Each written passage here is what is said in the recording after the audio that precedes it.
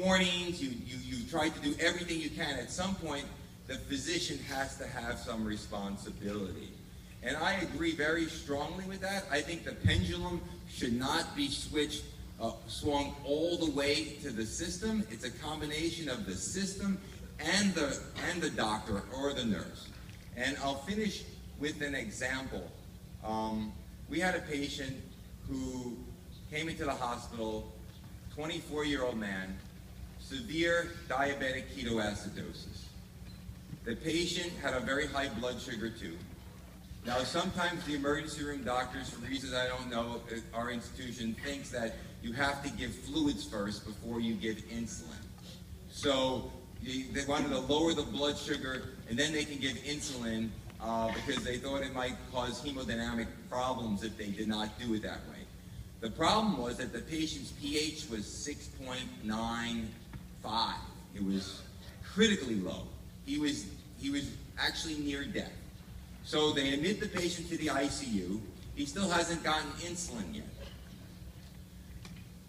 The doctor from the ICU, the medical doctor, the resident, he comes and he understands that the patient needs insulin. But in the United States, usually they give insulin, or all the time they give insulin by a pump. So he writes the order to start, 10 units of insulin an hour. And he puts the order up. He doesn't speak to anybody. And he goes, the patient was still in the emergency department because they hadn't gotten a room yet.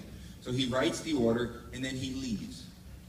What happens is it takes about an hour to an hour and a half for the pharmacy to make the insulin bag, and then the nurse is a little bit of delay and hangs it. But it takes about 2 hours, 2 to 3 hours or so to get started. And while it's just about to get started, the patient has a cardiac arrest and dies. Young man, 24 years old, should never, ever die in a hospital from ketoacidosis when he's been in the hospital for 6 to 8 hours already. So at the M&M conference where we're talking about it, and I invited nursing, I invited pharmacy, obviously all the doctors were there. The resident, before the conference, and I hadn't said anything to the resident. I was just, let the conference go, we all talk. The resident goes to me, he goes, I can't believe that the pharmacy took so long. I can't believe it took them almost 2 hours to make an insulin drip. And I said to him, and I'm usually very, very objective, and I usually wait for everything from the conference. And I didn't say anything to him because I try not to be judgmental. I try to give everybody the benefit. But I said to him, because he said this, I said, you need to look in the mirror at yourself. The reason being is because you know that this patient needs insulin. You say, I need 10 units of insulin right now.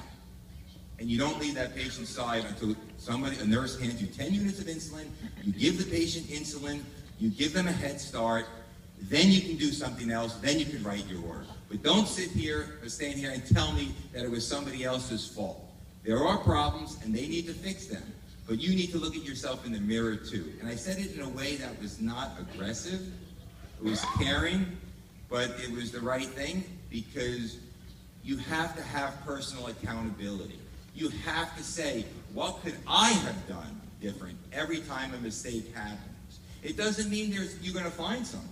Many times you might say, you know what, I think I did everything I could. Sometimes you'll say, hey, I could have done this better.